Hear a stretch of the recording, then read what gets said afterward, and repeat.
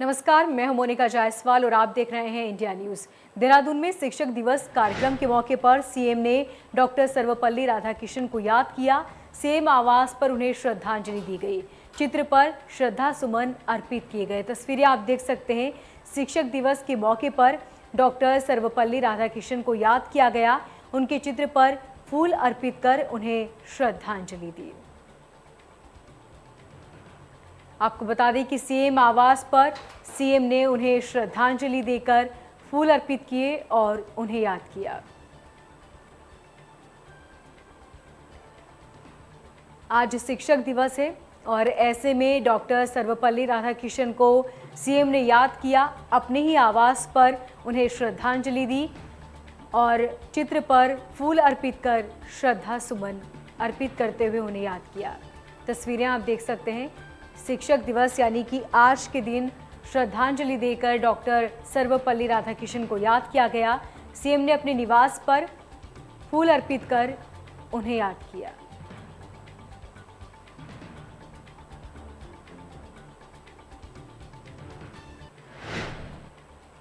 तो वहीं उत्तराखंड सरकार ने कई आईएएस के ट्रांसफर किए हैं। 15 आईएएस अधिकारियों के कार्यभार में फेरबदल किया गया। 15 पीसीएस अधिकारियों के कार्यभार में बदलाव हुआ। 48 पीसीएस अधिकारियों के तबादले हुए। इकबाल अहमद अपर सचिव ऊर्जा बनाए गए। ईवा में आशीष उपाध्यक्ष जिला स्तरीय प्राधिकरण टिकरी की जिम्मेदारी उन्हें सौंपी गई है। तो वहीं इकबाल अहमद अपर सचिव बने हैं। ये बड़ी और अहम जानकारी। आलोक कुमार पांडे अपर सचिव सहकारिता बने। उमेश नारायण को निर्देशक कर्मचारी बीमा योजना बनाया गया। इसके साथ ही प्रकाश चंद्र को अपर आयुक्त आवास रामजी शरण बने हैं सचिव। तो वहीं जिला विकास प्राधिकरण मोहन सिंह को जिम्मेदारी दी गई। तो बड़े बड़े फेरबदल हुए हैं। आपको बता दें कि ये बहुत बड़ा फेरबदल है, क्योंकि एक या दो नहीं बल्कि कई आईएएस अफसरों के तबादले हुए हैं। तो उत्तराखंड सरकार ने कई आईएएस के ट्रांसफर किए हैं और 15 आईएएस अधिकारियों के कार्यभार में बदलाव हुआ है। ये बड़ी और अहम जानकारी। तो उत्तराखंड में 20 आईपीएस अफसरों के भी तबादले हुए। देहरादून हरिद्वार के एसएसपी बदले गए हैं। ये बड़ी जानकारी। आईपीएस करण सिंह को डीआईजी फायर बनाया गया है। इसके साथ ही देहरादून के एसएसपी योगेंद्र रावत हरिद्वार के कप्तान बने हैं और साथ ही एसएसपी जन्मेज को राजधानी की जिम्मेदारी सौंपी गई है, यानी कि देहरादून की जिम्मेदारी अब उनके ऊपर होगी। तो इकबाल अहमद बने हैं अपर सचिव ऊर्जा। आपको बता दें कि 20 आईपीएस अफसरों के तबादले हुए हैं। ये बड़ी जानकारी। उमेश नारायण को निर्देशक कर्मचारी बीमा बनाया गया। तो उत्तराखंड में बड़ा फेरबदल हुआ है। इकबाल अहमद बने हैं अपर सचिव ऊर्जा। तो बड़ा प्रशासनिक फेरबदल उत्तराखंड में। आपको बता दें कि इकबाल अहमद को ऊर्जा का कार्यभार दिया। तो वहीं ईवा आशीष उपाध्यक्ष जिला स्तरीय प्राधिकरण टिकरी की जिम्मेदारी उन्हें सौंपी गई है। इसके साथ ही आलोक कुमार पांडे बने हैं अपर सचिव सहकारिता। तो उत्तराखंड में ये बड़ा फेरबदल आपको बता रहे हैं उन अधिकारियों की लिस्ट जिनका तबादला हुआ है। उमेश नारायण बने हैं निर्देशक कर्मचारी बीमा योजना।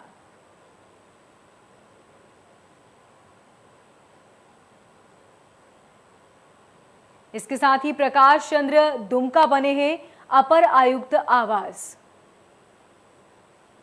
तो अपर आयुक्त आवास की जिम्मेदारी अब प्रकाश चंद्र को सौंपी गई है। इसके साथ ही रामजी शरण बने हैं सचिव जिला विकास प्राधिकरण। ये उन अफसरों की लिस्ट आपको बता रहे हैं जिनके अब तबादले किए गए हैं और नई जिम्मेदारी के साथ वो नया पदभार संभालेंगे। मोहन सिंह सचिव मसूरी देहरादून विकास प्राधिकरण।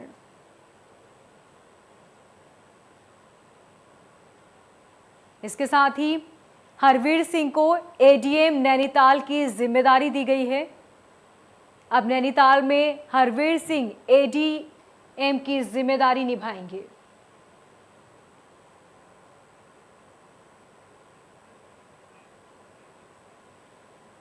और इस खबर पर ज्यादा जानकारी के लिए हमारे ब्यूरो चीफ प्रेम कुमार हमारे साथ बने हुए हैं।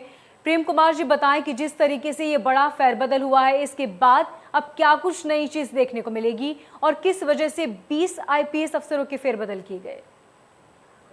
देखिए, तकरीबन आप मान के चलिए कि 60 से लेकर 63 आईएएस, पीसीएस और जो आईपीएस अधिकारी है उनके तबादले या तो तबादले हुए हैं या उनके विभागों में तब्दीली हुई है।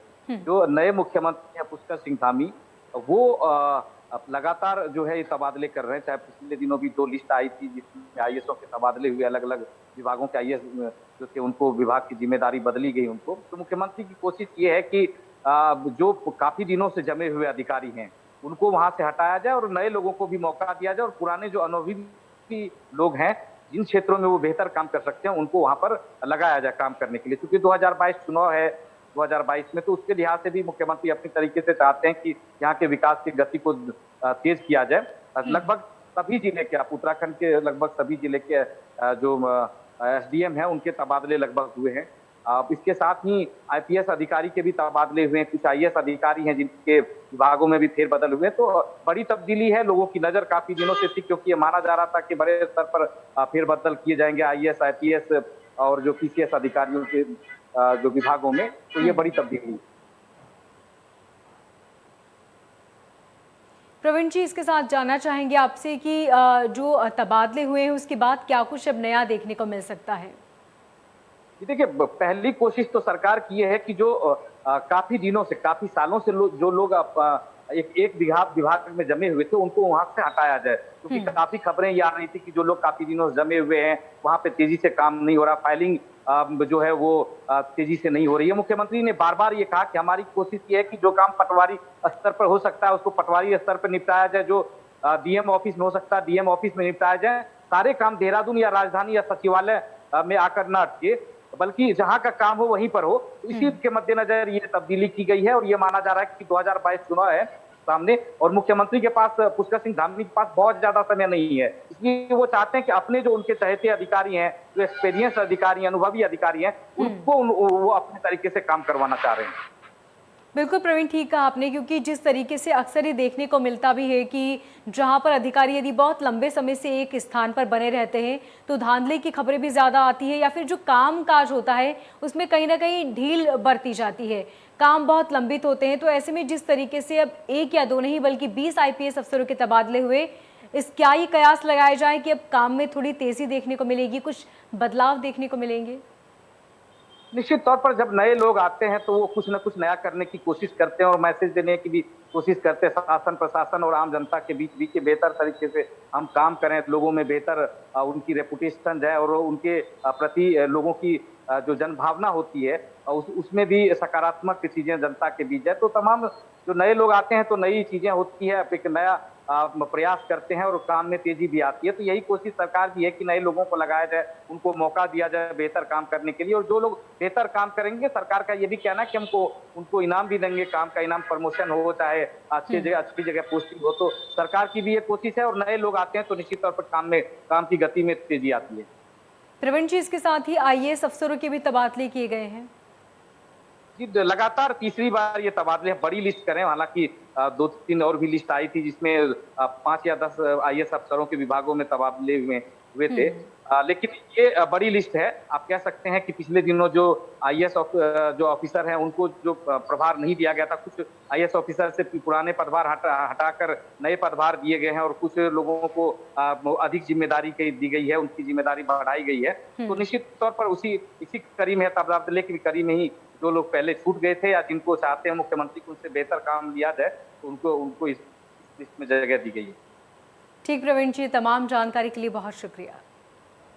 तो चलिए अब खबर टिहरी से, जहां पर नरेंद्र नगर विधानसभा में कोरोना काल में बेहतर काम करने के लिए भारतीय जनता पार्टी नरेंद्र नगर मंडल द्वारा आयोजित सम्मान समारोह में कैबिनेट मंत्री सुबोध उनियाल ने आशाओं और आंगनबाड़ी कार्यकर्तियों को सम्मानित किया। कैबिनेट मंत्री ने कहा कि कोरोना काल में आशाओं और आंगनबाड़ी कार्यकर्तियों ने अपने जीवन की परवाह न करते हुए कर्तव्य निष्ठा के ढंग से बहुत अच्छी तरह कार्य का निर्वहन किया। इसके लिए सभी आशा और आंगनबाड़ी कार्यकर्तियां साधुवाद की पात्र है।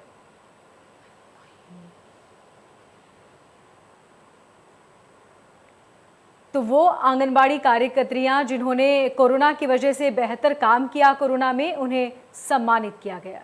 कोविड महामारी के दौरान हमारी आशा बहनें, आंगनबाड़ी बहनों और उनके सहायिकाओं ने जिस तरह से अपने जीवन को परवाह न करते हुए आम आदमी को जीवन को बचाने के लिए जिस तरह से उन लोगों ने कर्तव्य बोध की भावना से काम किया, निश्चित रूप से वो सब लोग धन्यवाद के पास हैं। और ऐसे में सरकार ने भी जहाँ उनको कोशिश की कि प्रोत्साहित हों बहनें, और क्योंकि सीधे सीधे समाज के उस भाग से जुड़ी हैं पूरे ग्रामीण क्षेत्रों से, जिनके माध्यम से सरकार की जो योजनाएं हैं वो उनकी जानकारी भी महिलाओं को गाँववासी को मिलती है। और दूसरा, कोविड के दौरान जिस तरह से संक्रमण फैल रहा था, इन्होंने संक्रमण की परवाह न करते हुए जिस तरह ये आशा बहनें, आंगनबाड़ी बहनें अपने काम में लगी रही, उसके लिए ये निसंदेह ये साधुवाद की बात होती है। और हम लोगों ने निर्णय लिया कि इनको व्यक्तिगत तौर पर भी सम्मानित किया जाना चाहिए, ताकि जिससे इन लोगों के अंदर और आगे काम करने की प्रेरणा मिले और ये आने वाले समय में और ज्यादा कर्तव्यबोध की भावना से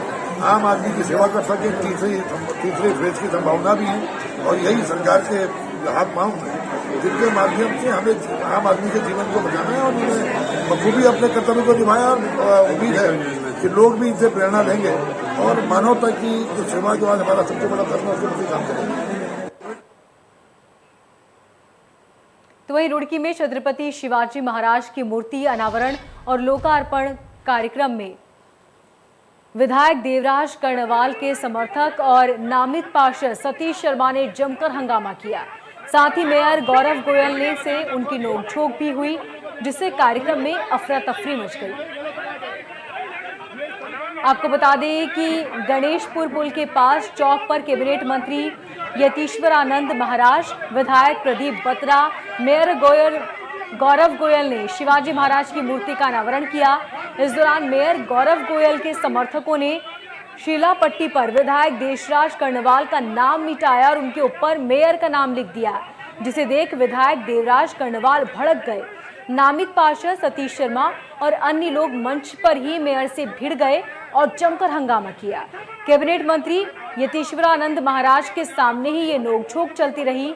नामित पार्षद ने आरोप लगाया कि मेयर ने शनिवार की रात विधायक का नाम पट से मिटाकर अपना नाम लिखवा दिया है। मेयर ने सोची समझी साजिश के तहत ऐसा किया है।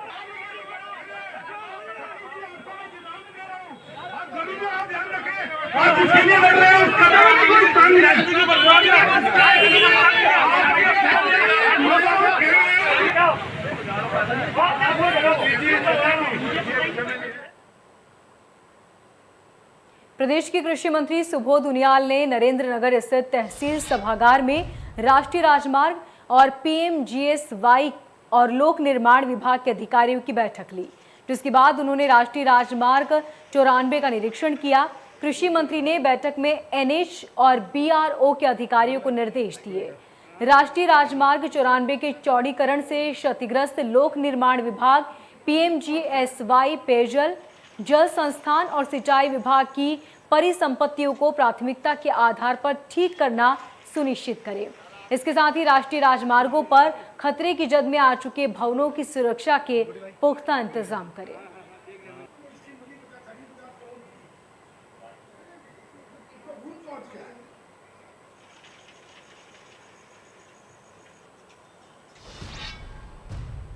तो वहीं हल्द्वानी में दरोगा ने एक बच्ची के साथ छेड़खानी की। दरोगा को लोगों ने जमकर पीटा।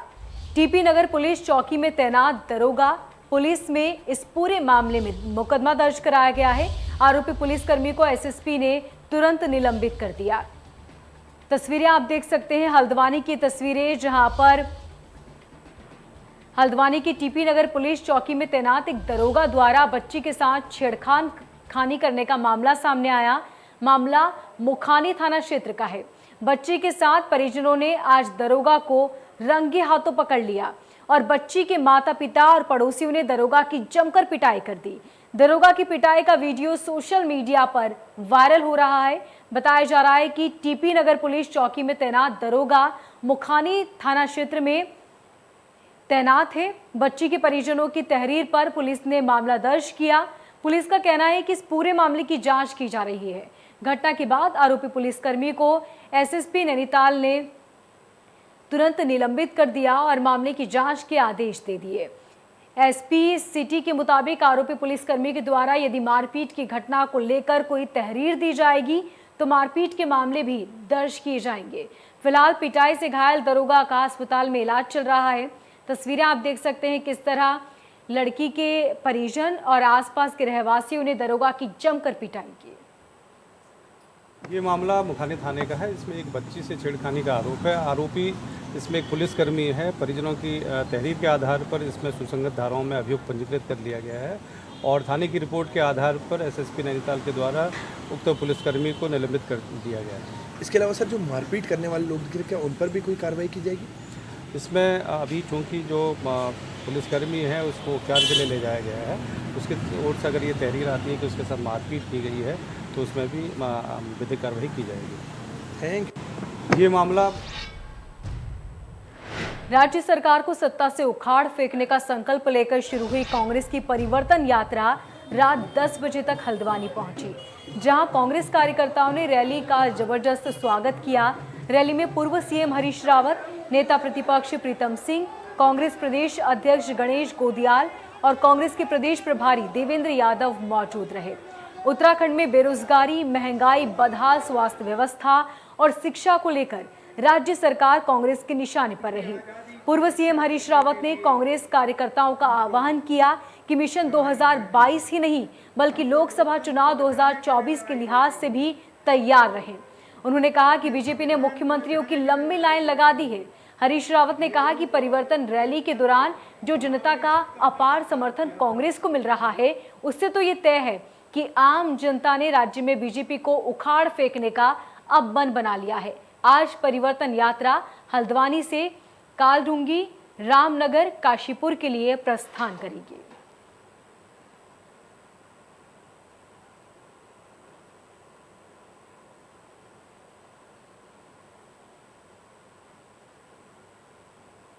तस्वीरें आप देख सकते हैं हल्द्वानी की ये तस्वीरें, जहां पर इस परिवर्तन यात्रा में कांग्रेस ने ये दावा किया है कि अब आने वाले वक्त में जीत कांग्रेस की होगी, जबकि बीजेपी को उखाड़ फेंकने का मन जनता ने बना लिया है।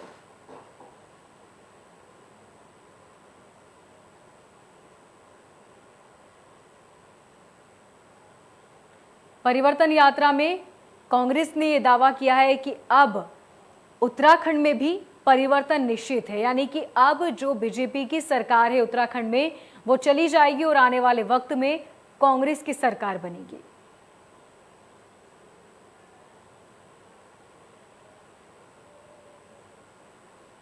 इसके साथ ही कांग्रेस नेता हरीश रावत ने कहा कि जिस तरीके से जनता का हमें समर्थन मिल रहा है उससे तो ये साफ है कि आने वाले समय में अब कांग्रेस की ही सरकार बनेगी। इसके साथ ही उन्होंने जमकर कांग्रेस सरकार की उपलब्धियों को गिनवाया और इसके साथ ही उन्होंने बीजेपी की नाकामियों को भी गिनवाया। हरीश रावत ने कहा कि बीजेपी हर मोर्चे पर फेल रही। भाइयों, मेरी बहनों, मेरे हमउम्र साथियों, आपको 2024 के लिए भी कमर कसनी है। हमारे बीच का कारवां है, ये आज दूसरे दिन आपके पास पहुंचा है। मैंने एक अभूतपूर्व दृश्य कल भी देखा, आज भी देखा। नौजवान भाइयों, मेरी बहनों, मेरे हमउम्र साथियों, और बड़ी और अहम जानकारी ऋषिकेश से, जहां पर पर्यटक गंगा में डूबे। ये बड़ी और अहम जानकारी ऋषिकेश से आपको बता रहे हैं। नोएडा से घूमने के लिए 9 लोग अपने पूरे ग्रुप के साथ हल्द्वानी गए थे, जहां पर गंगा में पैर फिसलने से ये बड़ा हादसा हुआ। आपको बता दें कि नोएडा से सभी लोग अपने पूरे ग्रुप के साथ 9 लोग घूमने के लिए गए थे, तभी गंगा में पैर फिसलने से ये बड़ा हादसा हुआ है। ये बड़ी और अहम जानकारी ऋषिकेश से आपको दे रहे हैं, जहां पर गंगा में डूबे हैं पर्यटक। जी हां, 9 लोग गंगा में डूब गए।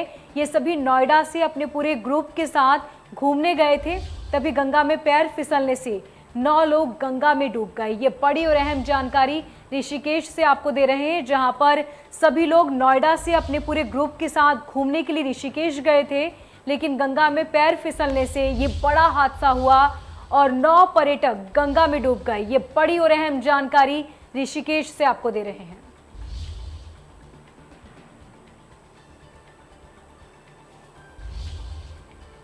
तो बड़ी और अहम जानकारी ऋषिकेश से, जहां पर 9 पर्यटक गंगा में डूब गए। आपको बता दें कि ये सभी लोग अपने पूरे ग्रुप के साथ नोएडा से घूमने के लिए ऋषिकेश गए थे, लेकिन गंगा में पैर फिसलने से सभी 9 लोग गंगा में डूब गए। ये बड़ी और अहम जानकारी।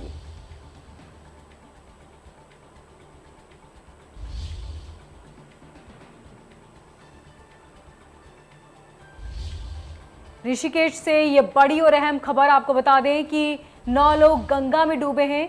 ये सभी लोग नोएडा से अपने पूरे दोस्तों के साथ एक ग्रुप बनाकर ऋषिकेश घूमने के लिए गए थे, लेकिन वहां पर पैर फिसलने से ये बड़ा हादसा हुआ और सभी 9 लोग अपने दोस्तों के साथ जो घूमने गए थे वो गंगा में डूब गए।